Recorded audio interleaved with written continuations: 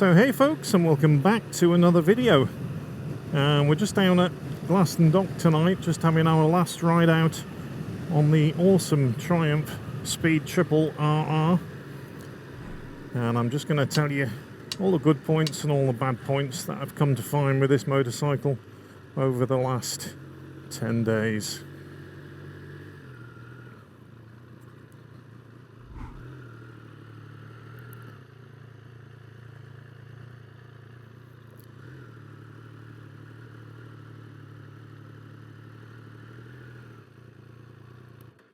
So here we are folks, the Speed Triple 1200 RR, not the RS. This is the one with the nose cone that we've been testing over the last few days, and I have to say it's a glorious machine, but it's not without its faults. So let's dig into a couple of those that I've not got on with while I've been on this bike.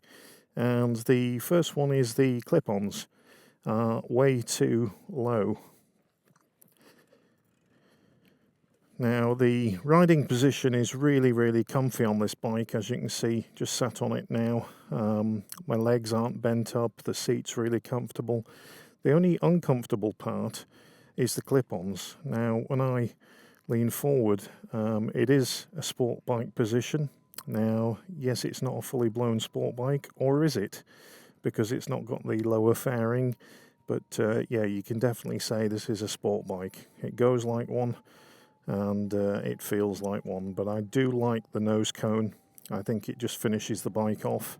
I've ridden the Speed Triple RS, and on that one the bars are up here. It's more of an upright position, and while it's more comfortable, I don't like that the clocks are stuffed right the way down on top of the headlight, and I think on the RS they should be a little bit further up, but it's all subjective on what you like. So the mirrors on the motorcycle are a little vibey, but not that bad. You can still see behind you, but I think any mirrors that are connected to a fairing that moves, then you're going to get some movement on those, but they're not as bad as people say. And also when I first rode it, I thought they were worse than they actually were, but they're not that bad. What else don't I like about the bike? Little things, just the rear hugger. I think the plastic rear hugger could have been in the lovely carbon that you see dotted around the motorcycle just to tie in with the front fender. So the other thing I don't like about this bike is the price, actually. Now, it's up at around the £18,250 mark in the red colour. This one's about 250 quid cheaper, but I actually think it's a little bit high priced. But for saying that, you're getting all of the full Öhlins EC2 suspension front and rear. So it is up there with the other sport bikes on the market. To go from 15,500 and then pay another £2,500 for the Öhlins suspension, actually I would pay it because it is nice. Okay, now on to the good parts. The looks. I absolutely adore the looks, and when this white one turned up, I wasn't convinced that I would like the white better than the red, but I actually do. I like all the carbon bling on it. The engine is an absolute peach. That's the best motor I think that Triumph make, and it's really good. Top end, you get plenty of mid-range torque on this bike, and also when you put it into rain mode, I actually class it as rain or street mode because it's really good through town when you're in rain mode. The throttle position is really smooth. The suspension, I love it because you can actually control it and soften it off just by a flick of the switch on the left-hand bar, and that's different than any others that I've come across where you can just soften or harden it up with one switch and try not alter the rebound and the compression damping. So it's basically simple. The levers, the brakes, best in the business with the style levers, really good, and you get braided brake lines as well. The exhaust note, I don't like it low down. I think it would be a lot better if you put a different pipe on there. It's got a flapper valve on it, and also it opens at about 5,000 RPM, so you get a really nice tone after 5,000. The quick shifter is excellent, really smooth up and down the box. No problems there. And yeah, just the looks of the bike really, really is good. One thing that hasn't bothered me is the lack of key.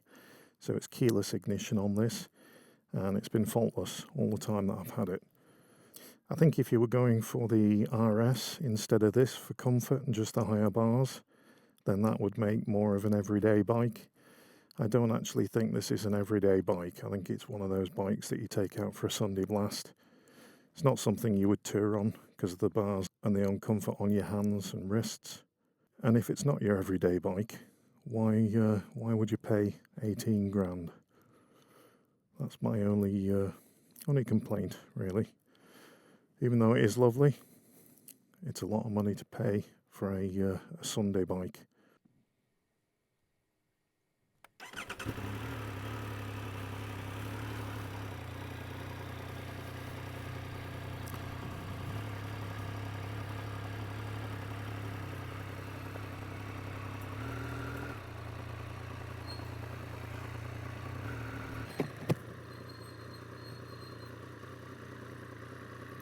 Now my other complaint is that the brake pads are squealing front and rear. I don't know why. I've washed the bike. Yeah, I'm not sure what brake pads are in, but easily changeable. But I'm wondering if anyone else has had the same issue. If anyone's bought one of these, have you had squeaky brakes? At first I thought it was brake dust, but after I'd washed the bike, they kept squeaking. So let us know in the comments if you own one of these and you've had the same issues. Well, a lovely evening. Clouds and the rain have gone. Blue sky. And we're out on a tremendous motorcycle. It really is a good bike. The chassis, the handling on this thing, well put together, quality parts, and just feels really plush and refined. Now, when it arrived, the suspension was set to the 0, and there's +5 and obviously -5. It was a little stiff, so I backed it off to the -5, and it's been absolutely beautiful ever since. You can hear those brakes. Lovely evening down by the canal here. Great spot, glass and dock. You've got the lock keeper's rest, the butty van just there. Really nice.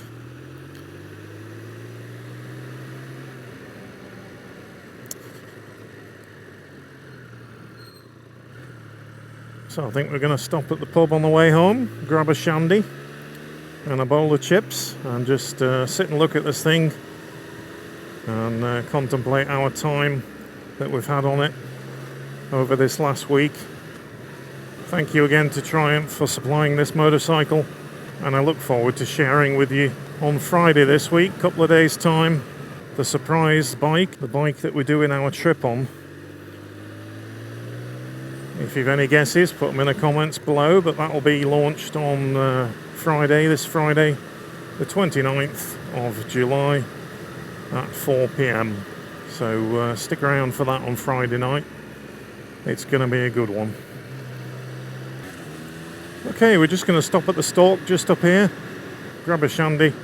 But yeah, thanks again for tuning in, guys, and if you're not a subscriber to the channel, hit that subscribe button.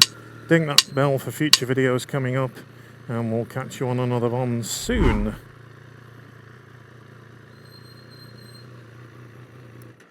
Take care, guys. Cheers.